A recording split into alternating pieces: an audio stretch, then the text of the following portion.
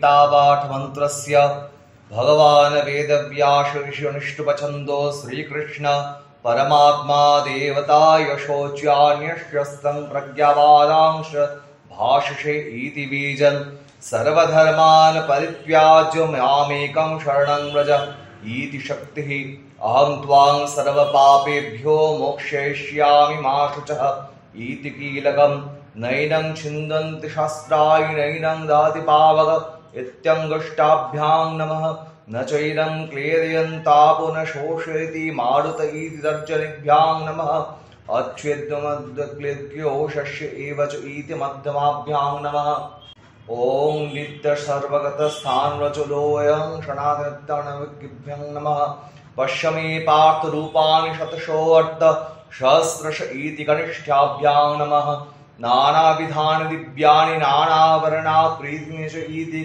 करतलपृष्ठाभ्यां नमः नैनं छिन्दन्ति शस्त्राणि नैनं दहति पावक इति हृदयाय नमः न चैनं क्लेदयन्तापो न शोषयति मारुत इति शिरसे स्वाहा अच्छेद्यमाद्क्लेद्यो ओषस्य एव च इति शिखाय ओ नित्यसर्वगतस्थानरचनोऽयं सनातन इति कवचायुः पश्य मे पार्थरूपाणि शतशोऽर्थसहस्रश इति नेत्रत्राय वशु नानाविधानि दिव्यानि नानावर्णाकृतीनि च इति अस्त्राय भट् श्रीकृष्णप्रीत्यर्थं पाठिविनियोगः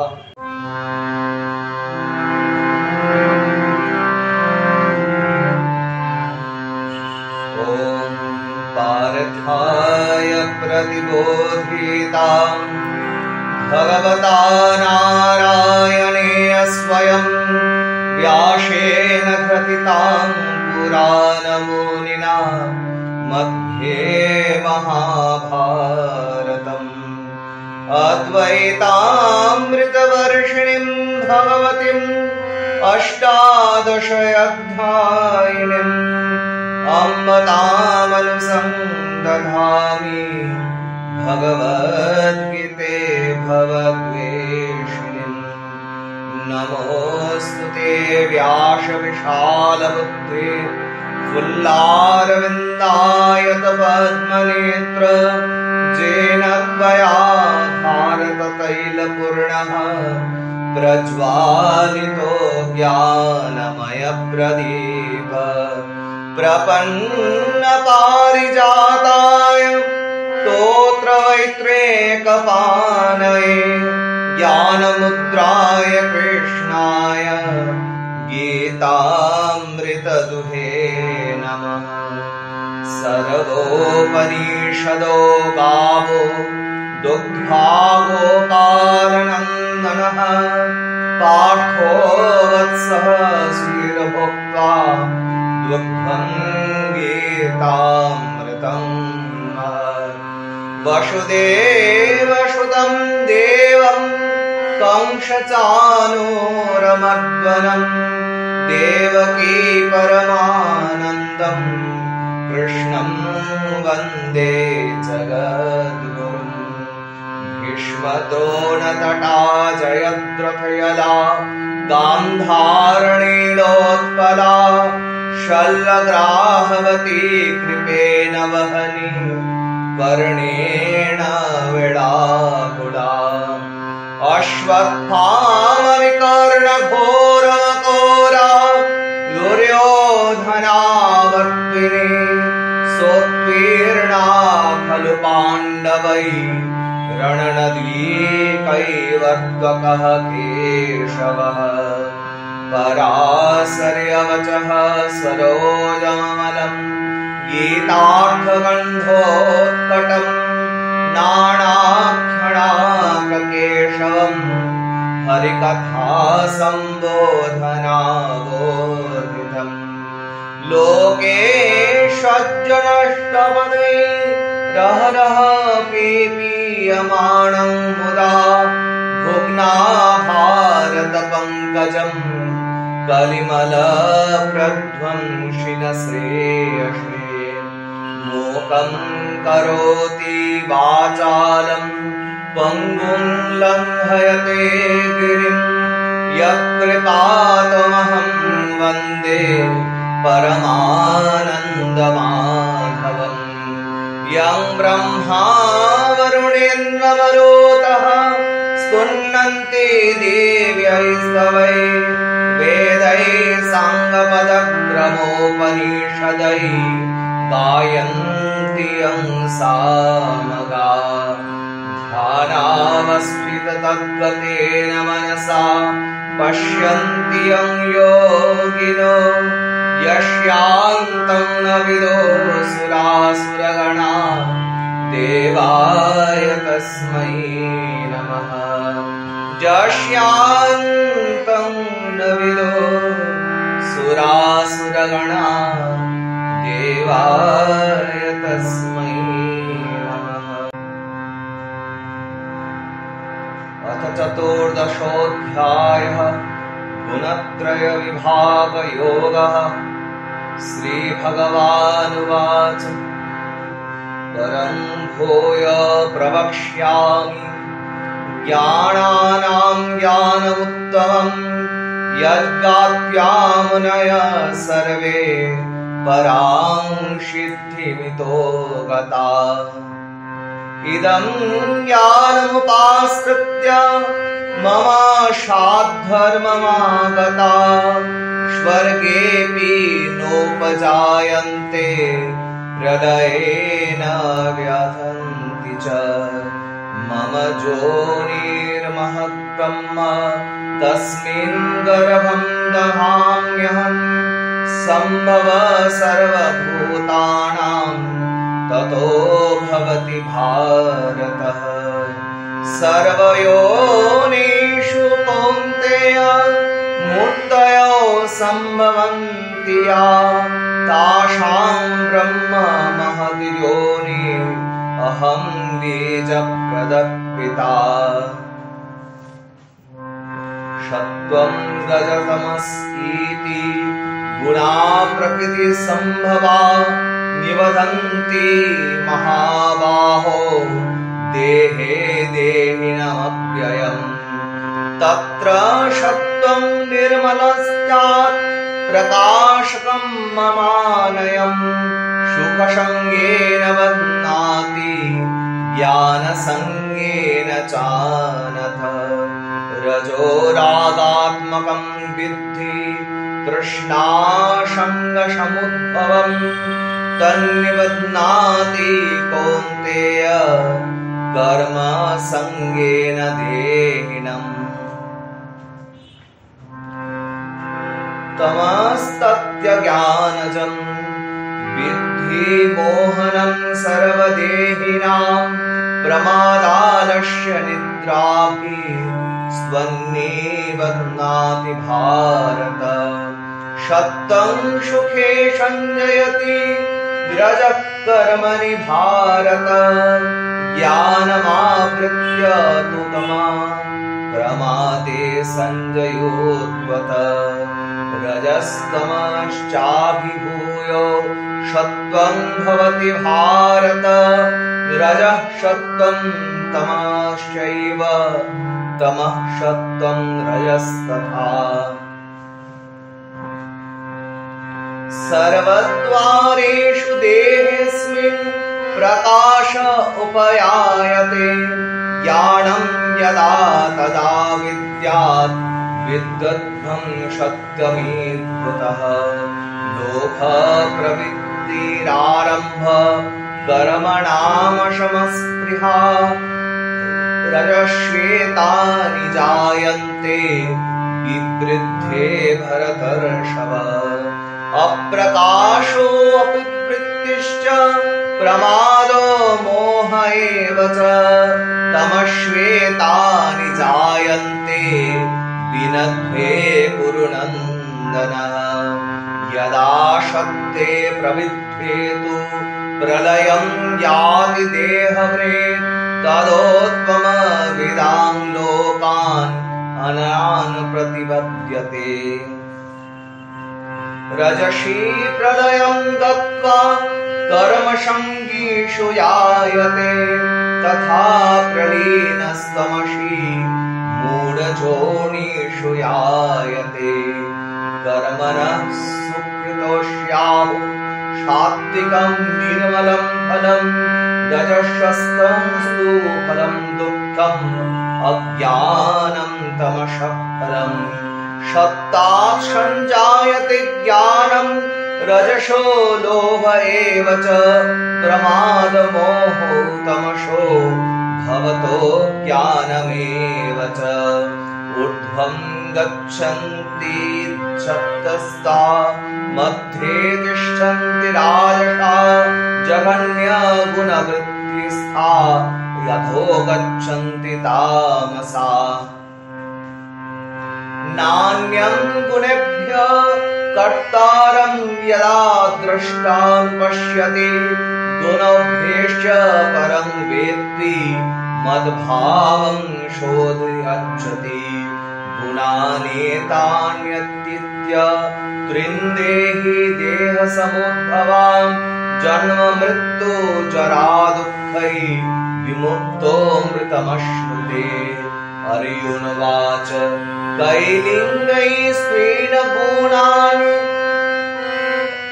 अनेतानतीतो भवति प्रभो किमाचार कथं चैतां स्त्रीन् गुणानतिवर्तते श्रीभगवानुवाच प्रकाशं च प्रवृत्तिं च मोहमेव च पाण्डव न द्वेष्टि सम्प्रवृत्तानि न निवृत्तानि काङ्क्षति उदासीनो वदासीनो गुणैर्जो न विचार्यते गुणावर्तन्त इत्येव जो अवतिष्ठति निङ्गते समदुःखसुखस्वस्थ समन्दोष्टाश्मकाञ्चनः तुल्यो प्रिया प्रियो धीर स्तुल्यो नित्यात्मसंस्तुति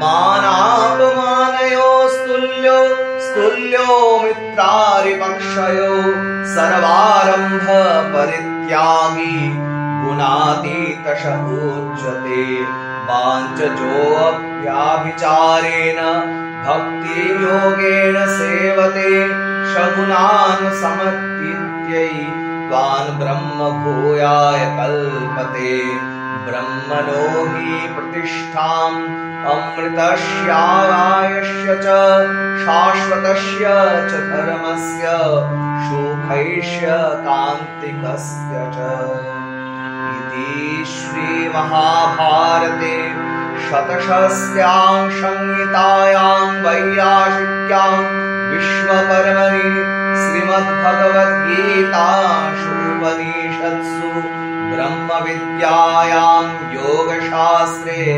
श्रीकृष्णार्जुनसंवादे गुणत्रयविभागयोग नाम चतुर्दशोऽध्यायः। अथ श्रीवराहपुराणस्य श्रीगीतामाहात्म्यम्। ॐ नमो भगवते वासुदेवाय। धरावाच भगवन् परमेशान भक्तिव्यभिचारिणि प्रारब्धं भुञ्जमानस्य कथं भवति हे प्रभो। श्रीविष्णुर्वाच प्रारब्धं भुञ्जमानो हि गीताभ्यासरतः सदा समुक्तः सुखी लोके कर्मणा नोपलिप्यते।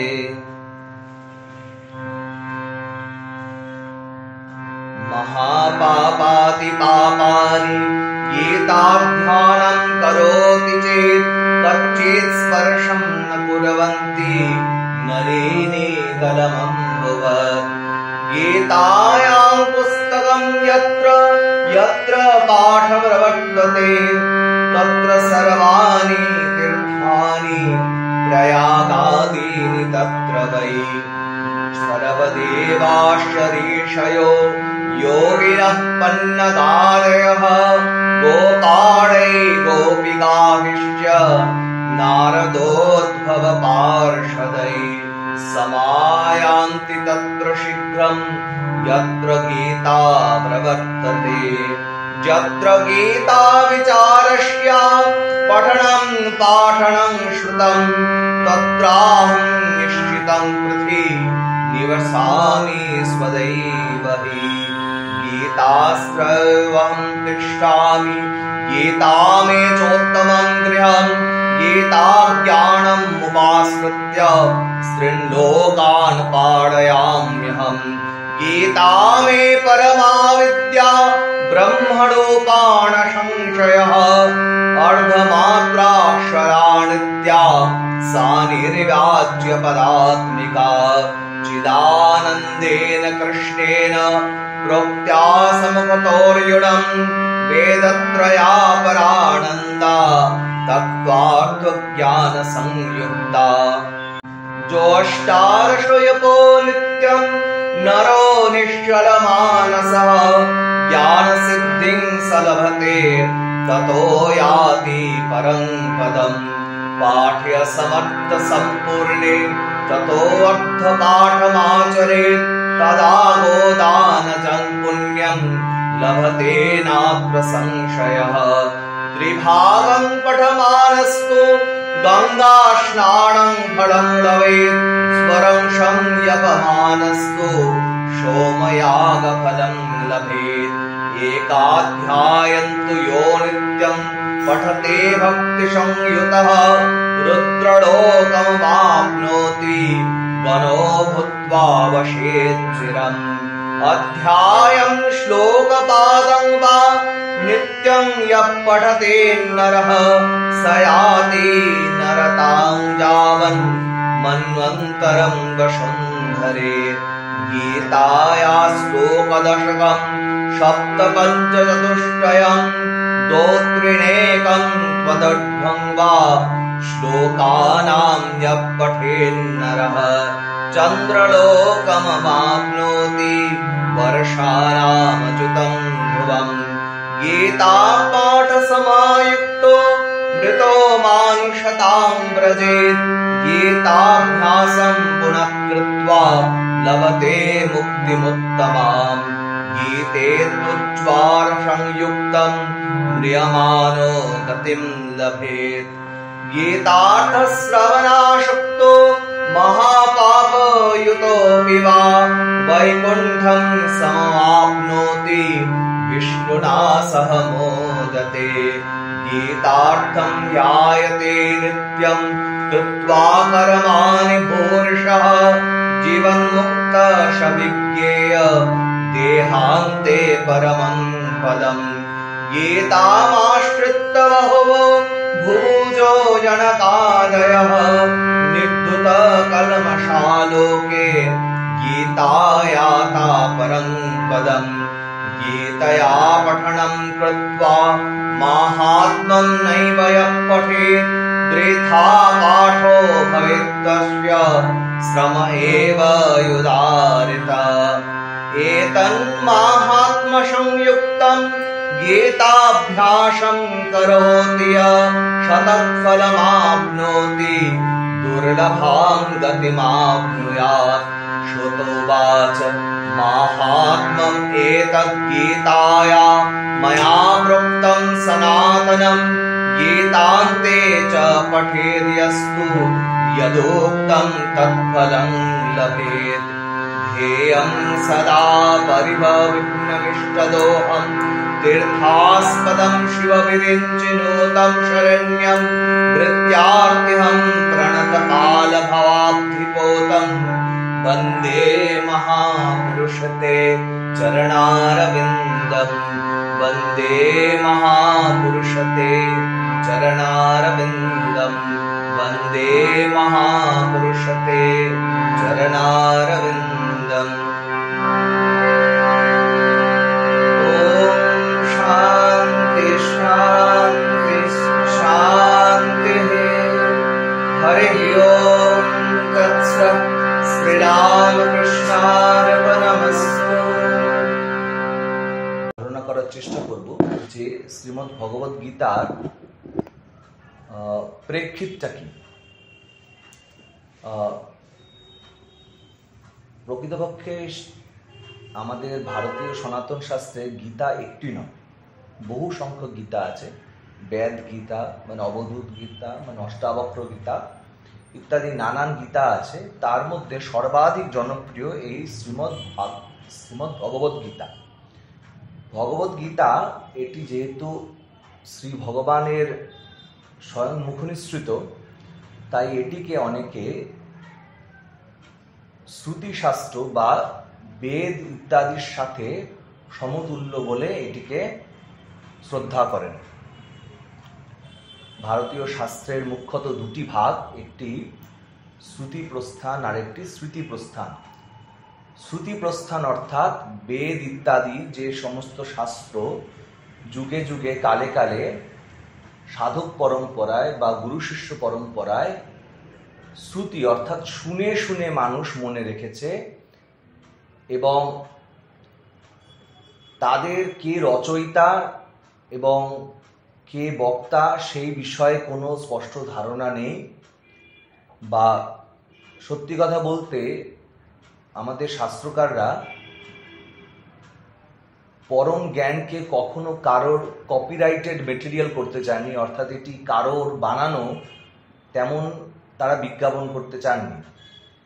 ফলে এই জন্যই বেদের যে সমস্ত শ্লোক বা বেদের যে সমস্ত ধারণা তাদের ভেতরে এসছে তা তারা গুরু পরম্পরায় সবাই মিলে বহন করেছেন এবং তাকে বলা হয়েছে শ্রুতি প্রস্থান।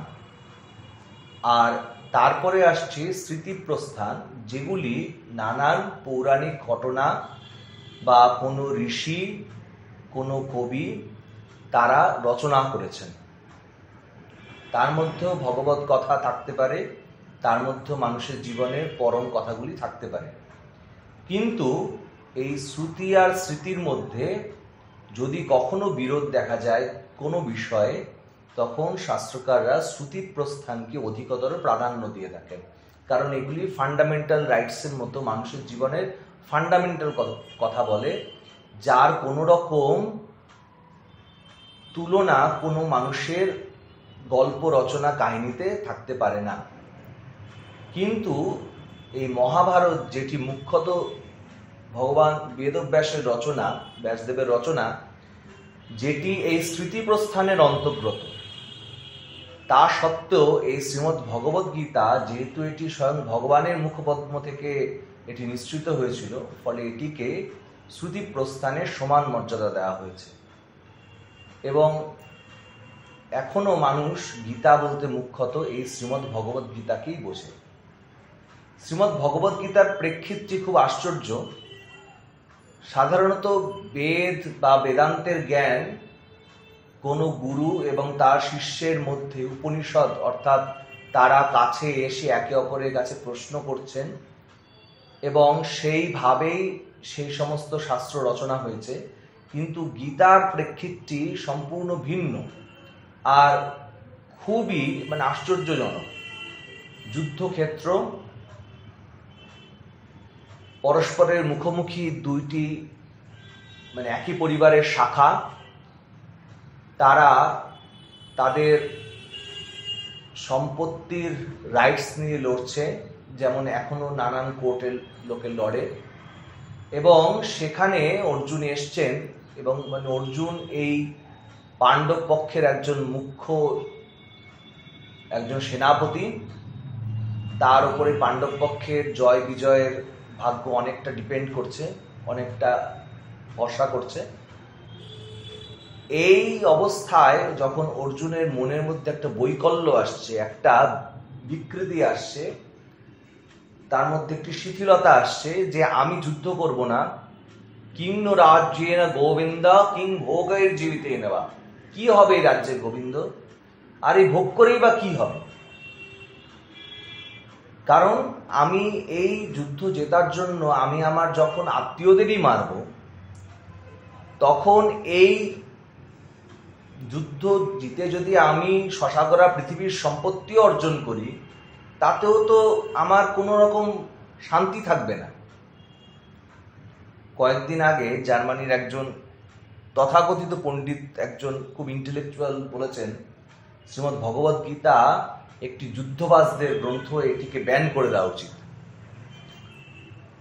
এখন অনেকেই শ্রীমদ্ ভগবদ গীতাকে এই জন্য এড়িয়ে শ্রীমদ্ ভাগবতম ইত্যাদির পাঠ করেন, কারণ এটি যে গীতায় শ্রী ভগবান যেসব প্রশ্নের উত্তর দিয়েছেন তা আমাদের অনেকের কাছে যথেষ্ট অস্বাচ্ছন্দ্যের। সাধারণ মানুষ, পৃথিবীর বেশিরভাগ মানুষ, অন্তত আমাদের দেখতাম তো বাচ্চা বয়সে খুব প্রশ্ন আসতো, যুদ্ধ নয় শান্তি চাই, যুদ্ধ নয় শান্তি চাই, এর উপরে প্রবন্ধ লেখে 15 নম্বর।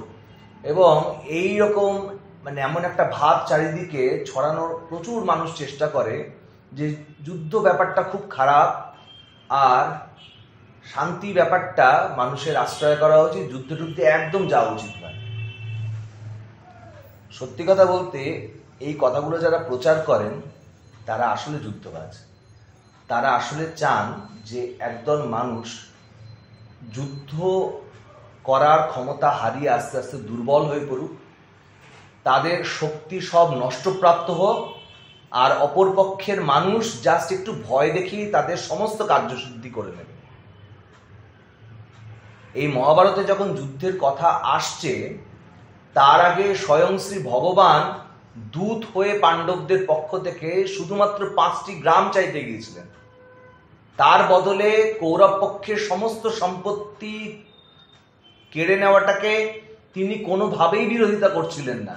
শুধুমাত্র 5টা গ্রাম, একটু মাত্র খেয়ে পড়ে বেঁচে থাকবার জন্য 5টা ভাইয়ের, যারা একই বাড়িতে একই সাথে লালিত পালিত হয়েছে, তাদের বাঁচার জন্য সামান্য একটু বন্দোবস্ত, একটু সাকান্নের বন্দোবস্ত করতে চেয়েছিলেন।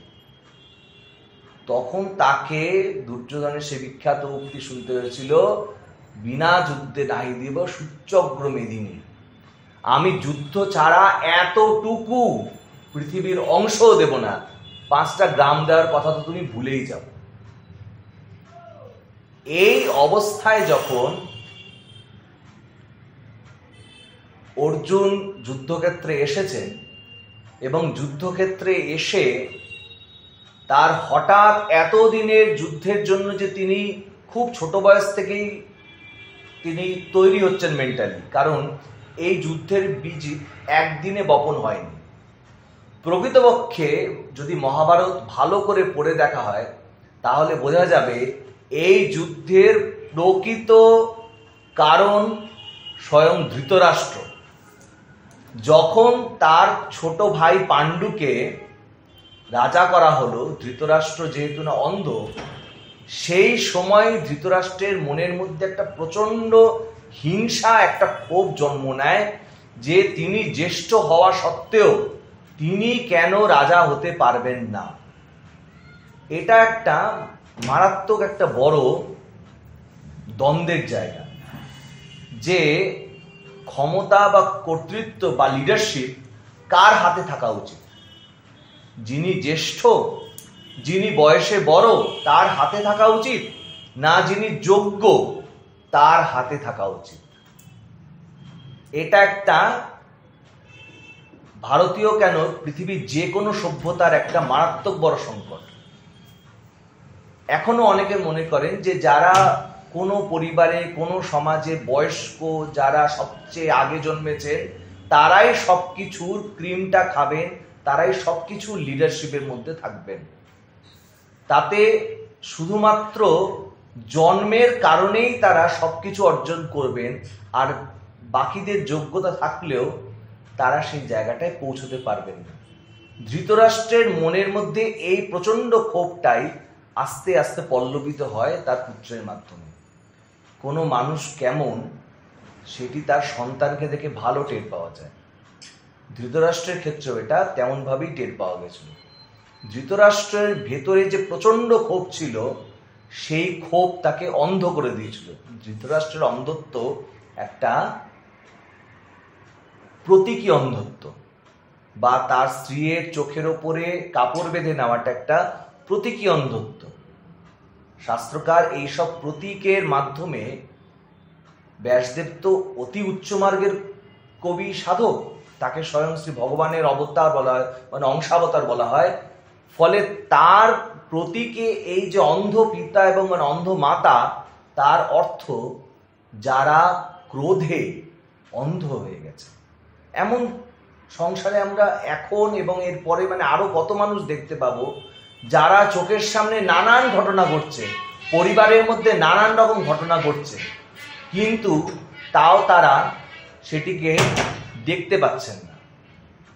চোখের সামনে সন্তান খারাপ পথে চলে যাচ্ছে, তাও সেই পিতা মাতা সেটিকে আদরে আহ্লাদে সেটিকে মানুষ করে যাচ্ছেন, ভালোবাসছেন। সেই ভালোবাসা এক ধরনের অন্ধত্ব, এবং সেই অন্ধত্বে একটি দুটি নয়, 100টির ওপর সন্তান তাদের কাছে লালিত পালিত হচ্ছে। আর এই ধৃতরাষ্ট্রের সন্তানরা কি সুন্দর তৈরি হয়েছে যে যখন ছোট বয়সে ভীম এবং অন্যান্য পাণ্ডবেরা একসাথে এই কৌরবদের সাথে একটি নদীর ধারে খেলাধুলা করতে গেছে, তখন ভীমকে খাবারের মধ্যে সেই ছোট বয়সে, দুর্যোধন তার প্রায় সমবয়সী, খাবারের মধ্যে বিষ খাইয়ে, বালক বয়স তখন, নাবালক অবস্থা সবার, এই অবস্থায় তারা বিষ খাইয়ে দুকে আষ্টে পৃষ্ঠে লতা দিয়ে বেঁধে পাথরের সাথে নদীর জলের মধ্যে ফেলে দিয়েছিল। এবং ভীমকে এই অবস্থায় ফেলে দেওয়ার পরে যখন তারা মোটামুটি খুব একদম নিশ্চিত হয়ে গেছে যে আর এই ভীম আর আসতে পারবেন না, তখন নদীর খুব তলায় যখন তারা পৌঁছে গেছেন, মানে যখন তিনি পৌঁছে গেছেন এই ভীম একদম খুব বালক অবস্থায়, তখন নাগলোকের নাগরা তাকে উদ্ধার করেন। এই নাগলোক বলতে আমরা যদি এখন ভাবি সাপ, তাহলে একটা মস্ত বড় ভুল হবে। ব্যাসদেব প্রতীকের মাধ্যমে যে কি অপূর্ব অপূর্ব সব রচনা করে গেছেন, এই নাগ এখনো মানে আমাদেরও অনেকের পদবীর মধ্যে আছে। অর্থাৎ যারা এই সাপ বা বিষ ঝাড়ার নানান ওষুধপত্র জানতেন, তাদের কাছে গিয়ে ভীম অবশ্যই ওই বালক অবস্থায় ভাসতে ভাসতে নদীতে মানে অচেতন অবস্থায় গিয়ে পৌঁছায়, আর তারা তাকে উদ্ধার করে সেই বিষ ঝাড়ে এবং তার চিকিৎসা করে বালক ভীমকে পাঠিয়ে দেয়। এবং বালক ভীম এসে যখন তার দাদা যুধিষ্ঠিরকে বলেন, তখন যুধিষ্ঠির এই ঘটনাকে চেপে যেতে বলেন। যুধিষ্ঠির বলেন যে তুমি আর এটিকে পাঁচকান করো না। এই প্রথম যুদ্ধের বীজ রচনা হয়ে গেল। আর এই সমস্ত ঘটনাও যথেষ্ট ছিল না, যখন দূত ক্রীড়ায় পাণ্ডবদেরকে ছলনা করে হারিয়ে পাণ্ডবদের একজন অতি মানিনী স্ত্রী, কারণ পাণ্ডবদের হচ্ছে অনেকের মানে অনেক স্ত্রী ছিল, কিন্তু তাদের প্রথম এবং প্রধানা যিনি স্ত্রী, সেই দ্রৌপদী, যিনি অগ্নিজাতা, আর যার সবচেয়ে বড় পরিচয় তিনি স্বয়ং শ্রী ভগবান কৃষ্ণের বান্ধবী, তার সাথে একসাথে খেলাধুলা করতেন। এত বিরাট একজন ব্যক্তিত্ব সম্পন্না নারীকে শারীরিক তার যখন কষ্ট চলছে, এমন সময় তাকে এক বস্ত্রে ভরা রাজসভার মধ্যে ডেকে কর্ণ এবং যুদ্ধ মানে এবং ওই সময় দুর্যোধনের যত আরো বন্ধুরা ছিল, আর স্বয়ং দুর্যোধন সমস্ত পিতৃব্যদের সামনে, ভীষ্ম, দ্রোণ, কৃপ, তার পিতা ধৃতরাষ্ট্র সবার সামনে তাকে অতি জঘন্য জঘন্য কথা বলে আর তার কাপড় কেড়ে নিতে উদ্যত হয়। এই সমস্ত পরিস্থিতি যখন আরো ঘনাচ্ছে, আর যখন যুদ্ধ বোঝা যাচ্ছে যে আর কোনোভাবে এই যুদ্ধের থেকে আর নিস্তার পাওয়া যাবে না, সেই অবস্থায় যুদ্ধ এড়ানোর সমস্ত চেষ্টা করে শ্রী ভগবান কৃষ্ণ গিয়ে পৌঁছেছেন কৌরবদের দ্বারে। যার কাছে এত বিরাট অক্ষৌণী সেনা, দ্বারিকার মতো এক বিরাট সাম্রাজ্য, তিনি শুধুমাত্র 5টা গ্রামের তিনি প্রার্থনা করতে গেছেন এই কৌরবদের কাছে। আর সেই পাষণ্ড কৌরবরা তাদেরই ভাইদের 5টা গ্রামও তারা চাইনি দিতে। এই অবস্থায় যখন যুদ্ধ শুরু হচ্ছে, তখন হঠাৎ অর্জুনের মনে পড়ছে যে এই যুদ্ধে আমি আমার জ্যাঠার ছেলেদের মারবো, আমার জ্যাঠার আরো কত আত্মীয় স্বজনদের মারবো, এদের না মেরে বরঞ্চ আমি সাধু সন্ন্যাসী হয়ে, আমি বৈরাগী হয়ে আমি পথে ঘাটে বেরিয়ে যাই, আমার এই রাজ্য কোনো কিছুই চাই না। ভগবানের সামনে তিনি প্রথমে বেশ অনেকগুলি শ্লোক বললেন, ভগবান কোনো উত্তর করছেন না। যখন আমাদের সামনে একজন শ্রেষ্ঠ গুরু থাকেন আর তিনি যখন আমাদের কোনো কথার উত্তর দেন না, তখন বুদ্ধিমান শিষ্য হলে তার বুঝে নেওয়া উচিত যে সে নিঘাত কোনো গোলমাল করছে। কারণ গুরু তাকে পথ দেখাচ্ছেন না কেন, চুপ করে আছেন কেন? যখন এই দ্বিতীয় অধ্যায় সাংখ্যযোগের শুরুতে অর্জুন বলছেন, শিষ্যস্তেহং সাধি মাং তাং প্রপন্নম, আমি তোমার শিষ্য, আমি প্রপন্ন, আমি আর্ত অবস্থায় আছি, আমি খুব তোমার কাছে প্রার্থনা করছি, প্রভু তুমি আমাকে পথ দেখাও, হে গুরু আমাকে পথ দেখাও। তখন ভগবান প্রথম কথাতেই বলছেন, ক্লব্যং, তুমি ক্লিব, মাসমগম প্রার্থনাই তত্তৈ উপবদ্ধরে শূদ্রং হৃদয় দৌর্বল্যম তত্ত্ববদিষ্ঠ পরন্তপ। তুমি ক্লিব, তুমি না পুরুষ না স্ত্রী না কোনো লিঙ্গ তোমার আছে, তুমি একটা অত্যন্ত জঘন্য প্রকৃতির একটা পাথরের মতো। আর এই রকম দুর্বল ভাব তোমাকে পোষায় না। তুমি এখন ক্ষমা করতে চাইছো, তুমি এখন যুদ্ধ থেকে পালিয়ে যেতে চাইছো, কিন্তু এই যুদ্ধ তোমাকে ছাড়বে না। শুধু 5টা গ্রাম যে কৌরবরা কেড়েছে তা নয়, অর্জুনের মতো মহাবলশালী কে পৃথিবীতে যদি কেউ 5টা গ্রাম নাও দেয়, তিনি ব্রহ্মাস্ত্রের বলে স্বয়ং সারা পৃথিবীকে রাজত্ব করতে পারেন। কিন্তু এই অর্জুন যদি এখন যুদ্ধক্ষেত্র থেকে পিঠ বাঁচিয়ে পালায়, তাহলে সংসারে এটাই প্রতিষ্ঠা পেয়ে যাবে যে অন্যায়ের পথই শ্রেষ্ঠ পথ, যেটা এখন আমাদের চারপাশে অনেকেই দেখতে পাচ্ছি যে অন্যায়ের পথে যারা আছে তারা বোধ করি খুব ভালো আছে, আর আমরা যারা একটু ভালো হওয়ার একটু চেষ্টা করছি, ঢং করছি, ভান করছি, তারা খালি চুপচাপ থেকে আমরা কোনো ক্রমে আমাদের পিঠ বাঁচাচ্ছি। কয়েকদিন আগে ভয়েজারের একটা ছবি দেখছিলাম। ভয়েজার পৃথিবী থেকে পাঠানো মানুষের সবচেয়ে দূরে যাওয়া একটা কৃত্রিম উপগ্রহ, যেটি এখন কুইপার বেল্ট ছাড়িয়ে গেছে, যেটি এখন প্লুটো ছাড়িয়ে গেছে, প্রায় 40 কোটি কিলোমিটার দূরে চলে গেছে। সেখান থেকে ও লাস্ট যে ফটো তুলেছিল তার নাম হচ্ছে ব্লু ডট। এটি নাসা বলেছে যে একটি মানব সভ্যতার একটি বিস্ময় যে 40 কোটি দূর থেকে পৃথিবীকে কেমন দেখায়। ছবিটি দারুণ, একটা বিরাট শূন্যতা, তার মধ্যে একটা ছোট্ট নীল বিন্দুর মতো, একটি ফোঁটার মতো ব্লু ডট। এবং সেটি দেখে দার্শনিকরা বলছেন আমাদের এই পুরো সভ্যতা, আমাদের যত গর্ব অহংকার দর্প সব ওই একটা বিন্দুর মধ্যেই শেষ। মহাশূন্যে তার চেয়ে বেশি আমাদের কোনো জায়গা নেই। এই যখন আমাদের পুরো মানব সভ্যতা, সেখানে কি ভয় অর্জুন পালিয়ে যাচ্ছে। অর্জুন ভাবছেন যে অর্জুন যদি না মারেন তার জ্যাঠার ছেলেরা কি অমর হয়ে যাবেন। যখন শ্রী ভগবান বিশ্বরূপ দর্শন করাচ্ছেন তখন দেখাচ্ছেন, দেখ বেটা, এই আমারই মুখে ভীষ্ম দ্রোণ কৃপ সব আমার এই দাঁতের তলায় পেশারি হয়ে সারা পৃথিবীকে আমি খেয়ে ফেলেছি। আমি সারা পৃথিবীর মানুষের জন্ম মৃত্যু সবকিছুর কারণ। তুমি যদি নাও মারো, আমি সবাইকেই মেরে রেখেছি, সবাই মৃত্যুর পথে যাচ্ছে, কেউ বাঁচবে না এই পৃথিবীতে। শুধু তুমি আমার ইচ্ছা অনুযায়ী কাজ করে তুমি যদি যুদ্ধে জয়ী হও, তবে তুমি শশাগরা পৃথিবী ভোগ করো, আর তা না হলে তুমি শহীদ হও, বরং সত্যের জন্য, বরং ধর্মের জন্য, বরং ন্যায়ের জন্য মরাও ভালো। কিন্তু ক্লিবের মতো পিঠ বাঁচিয়ে পালানো কোনো মতেই আমাদের কর্তব্য নয়। তাই জার্মানির যে বিখ্যাত ওই ইন্টেলেকচুয়াল বলছেন এটি যুদ্ধবাজের গ্রন্থ, অবশ্যই যুদ্ধবাজের গ্রন্থ। ভগবান এখানে স্বয়ং বলছেন এটি মোটেই শান্তি যারা চায়, তথাকথিত সদ্য শান্তিপ্রেমী তাদের জন্য নয়। গীতা পড়লে কারোর মনের মধ্যে এতটুকু ঠান্ডা ভাব হবে না। গীতা পড়লে শীতের রাতেও মানুষের রক্ত গরম হয়ে টকবক করে ফুটবে। হোচিমিন যখন রাত্রে শুতেন, তিনি একজন কমিউনিস্ট লিডার ছিলেন ভিয়েতনামের, তিনি যখন রাত্রে শুতেন, ওরকম বিরাট আমেরিকার সাথে যিনি একটা মানে অসম লড়াইতে আছেন, তিনি বলতেন যে আমার বেড সাইড রিডিং এর জন্য থাকে শ্রীমদ্ ভগবত গীতা, আমি রোজ রাত্রে একটু গীতা পড়ে তবে শুতে যাই।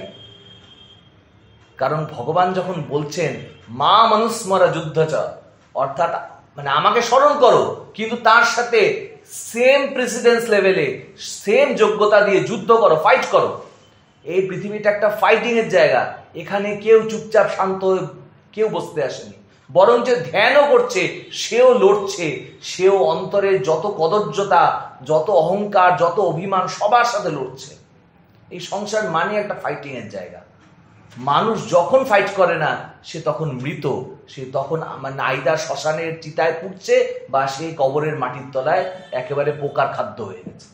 ফলে আমরা যখন লড়ছি না তখন আমরা মৃত।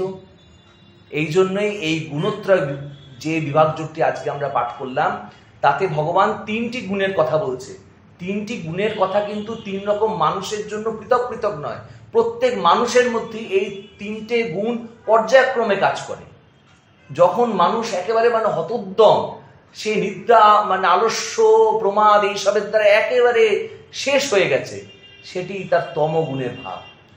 আর সেই মানুষ যখন একটু উদ্যম পাচ্ছে কোনো কিছুর লোভে, যে আমাকে কেউ দারুণ ভালো বলবে, আমাকে কেউ খুব বাহবা দেবে, আমাকে কেউ খুব বিরাট সম্মান দেবে, সেই লোভেও যখন সে কাজ করছে, বিরাট কিছু একটা উদ্যম করছে, ভগবান বলছেন ওটি তার রাজসিক অবস্থা।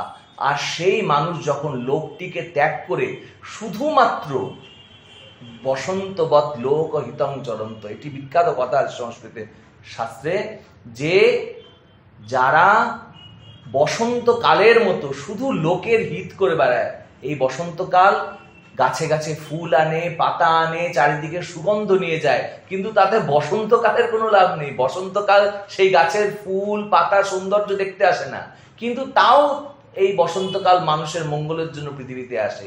তেমনি যারা সত্যগুণী, যারা সমস্ত রকম গুণের মধ্যে শ্রেষ্ঠ, তারা কেবলমাত্র মানুষের মঙ্গলের জন্য বেঁচে থাকেন।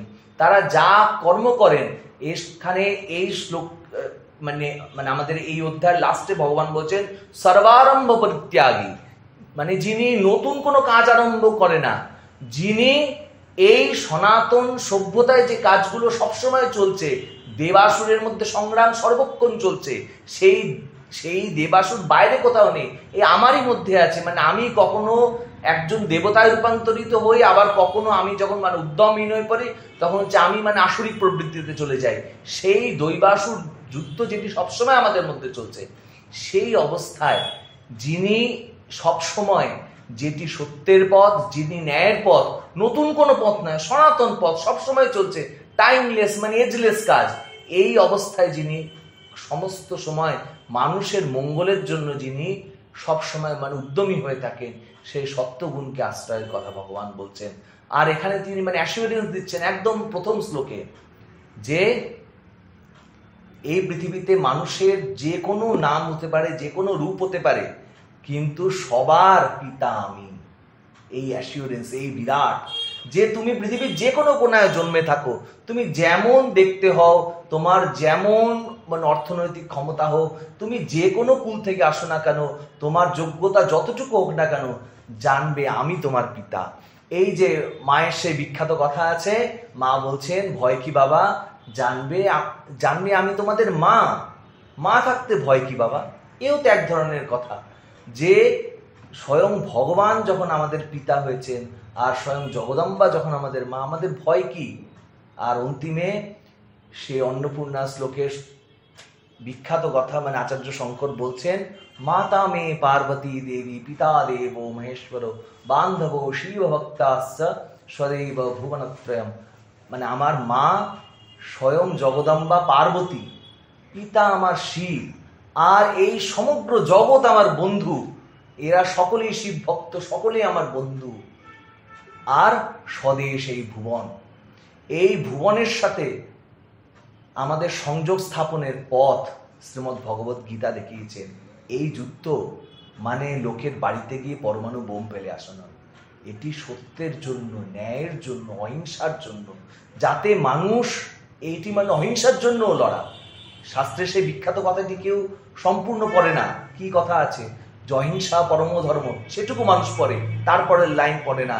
ধর্ম হিংসা তথৈব চ, অর্থাৎ মানে অহিংসা দারুণ ধর্ম, দারুণ ব্যাপার, কিন্তু ধর্ম হিংসা মানে অর্থাৎ যেই হিংসা, যেই যুদ্ধ মানুষের মঙ্গলের জন্য করা হয়, যখন একটা ডাক্তার ক্যান্সারাস সেলকে বডি থেকে কেটে বাদ দিয়ে দেন, যখন একটা অ্যান্টিবায়োটিক ব্যাকটেরিয়াকে মেরে মানুষকে বাঁচতে সাহায্য করে, তিনি কি তখন ব্যাকটেরিয়াকে মারছেন না? মানে সেই ডাক্তার ওই কোষগুলোকে মেরে ফেলে খুব তিনি যুদ্ধ করে তিনি অন্যায় করছেন। যখন মানে অন্যায়কে যুদ্ধ করে প্রশমিত করা হয়, সেটি মঙ্গলের সংবর্ধনের জন্য। ভগবান সেই আন্তরিক যুদ্ধের জন্য আমাদের সকলকে প্রস্তুত করুন, তিনি পথ দেখান। ওম শান্তি শান্তি শান্তি, হরি ওম তৎসৎ। সবার শেষে আমরা একটু ভগবানের নাম করে শেষ করি।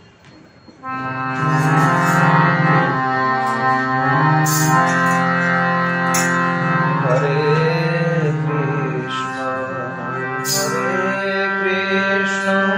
কৃষ্ণ কৃষ্ণ হরে হরে, হরে রাম হরে রাম, রাম রাম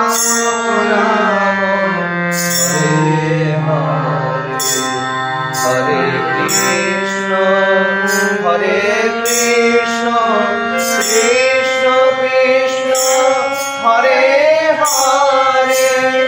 হরে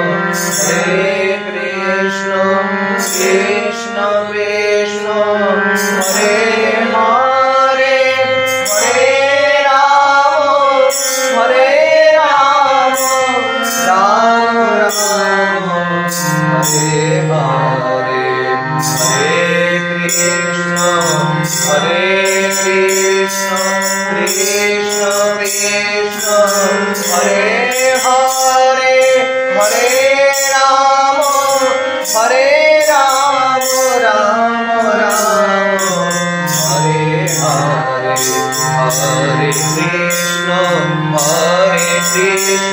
কৃষ্ণ কৃষ্ণ হরে হরে, হরে রাম রাম রাম হরে হরে, হরে কৃষ্ণ কৃষ্ণ কৃষ্ণ হরে হরে, হরে রাম রাম রাম হরে হরে, হরে কৃষ্ণ কৃষ্ণ কৃষ্ণ হরে হরে, হরে রাম রাম রাম হরে হরে, হরে কৃষ্ণ কৃষ্ণ কৃষ্ণ হরে হরে, হরে রাম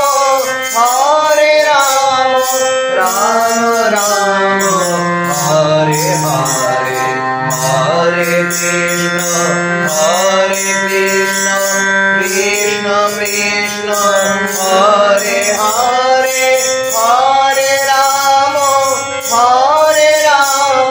রাম রাম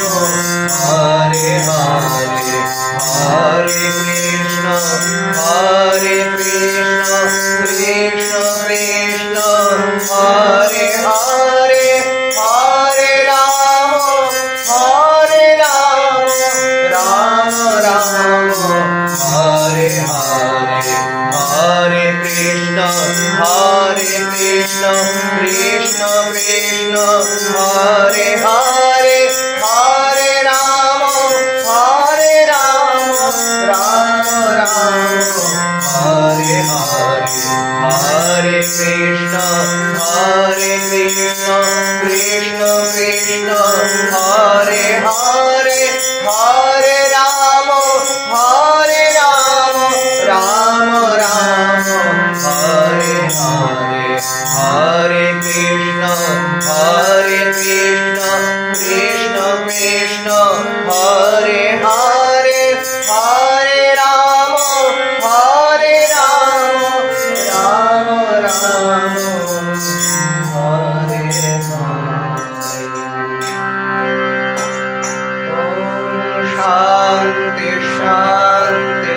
शांति। हरि ओम तत्सत्। श्री राम कृष्णार्पणमस्तु। जय श्री गुरु महाराज जी की जय। जय महामाई की जय। जय स्वामी जी महाराज जी की जय। जय गंगा माई की जय। जय देवादिदेव महादेव की जय।